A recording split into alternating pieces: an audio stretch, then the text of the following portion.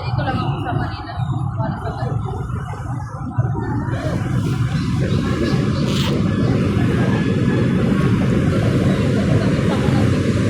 ito na lang yung sarili ko na. So, bali ko na magbabalik mo ka ba?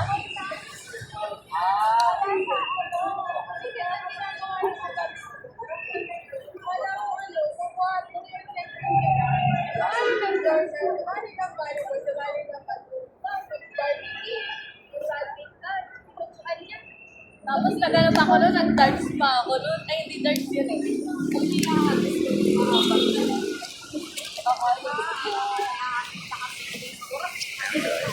Kaya nga tayo ka. Saglit lang ako. Ako po yung missionary. Ano ba reliyon? Oh, Anong reliyon?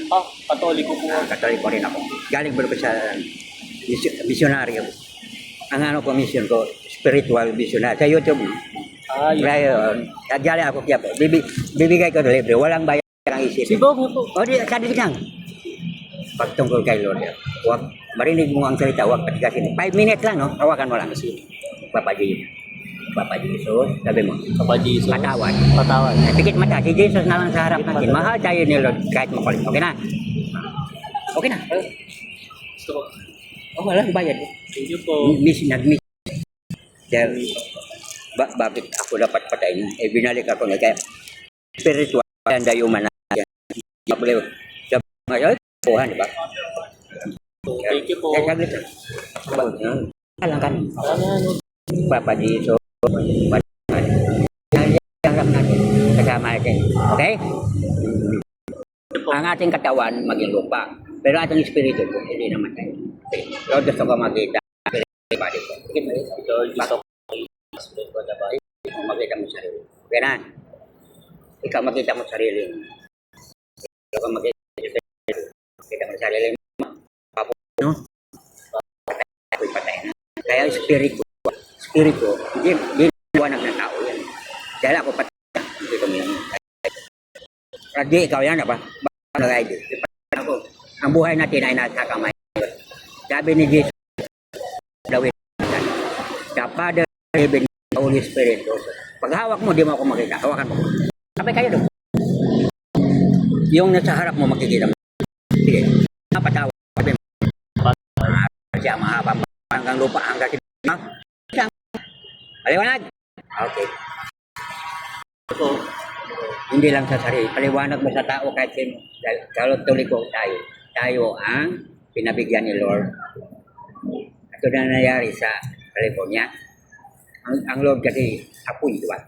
Di ba sabi ng artista doon na ang California godless nito nagtawanan pa, di ba? Nakita mo doon sa, nakita ko rin yung apoy na galing sa langit. Di ba si Lord ang apoy? Kaya titipukin, di kasi ko. Pero pang ni Lord na hindi na ay okay mo, unti-unti pinaalala na darating ang panahon na si Lord, andyan lang sa harap natin. Nakikita niya na, di ba? Dahil the word, ang salita ng Diyos ay buhay, mabisa, yarihan. Saglit lang. Kaya, ilagay ko sa ulo mo, pikit mata mo. Kaya mo Bible lang sa upuan. Okay na? Pikit yung mata mo, Bible nasa upuan mo. Okay na? Kaya lang salita ng Diyos ay makapang, yarihan. Ano man ang pinag-aralan nyo, gamitin sa upuan. Diba? Eh, may nahulog din. May nahulog. Katulad ano nangyari kay Duterte kasi babayaran talaga ang utang. Kasi ang naging presidente, ginagawa. Marami siyang mga gandang ginagawa. Ako nga kay Duterte. Pero yung ginagawa mo, tulad pagbayaran mo talaga. Dahil sabi ni Lord, ang kabatayan natin ay kabayaran ng kasalanan. Kaya dahil sa kasalanan, wala namang taong perfecto eh, di ba? Marami na siyang ginawa. Kaya, walang hustisya. Ikaw ang may dala, di ba? Parang nag-reflect sa sarili mo. Bumuboto rin ako sa kanya, kaya lang, minsan, wala naman taong perfecto, kaya ang importante sa tao, humingi na ng tawad, di ba? Tama. Okay na, God bless. Thank you po. Maging mabait, anong hingi? Tayo nang dadas. Yung tinutulong ni Jesus, manaling sumasalangit, tambahin ang ngalan. Pag sabi mo, nandyan yan. Bigyan mo nga, tambahin ang mapa sa amin ang kaharian mo. Sundin ang loob dito sa loob. Looban ang kalooban. The best prayer ang binigay ni Lord ay ang Ama namin. Kasi yan ang tinuro. Our Father who art in heaven, hallowed be thy kingdom. Kailan dumating ito? Ngayon, hihintay natin. Nandiyan na di ba? Jesus is yesterday, today, and tomorrow. Okay na, God bless. Thank you po.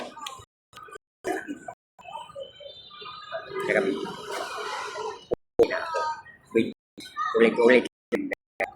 Nandiyan naman ang Lord. Kasama naman. Di ba? Okay, salamat.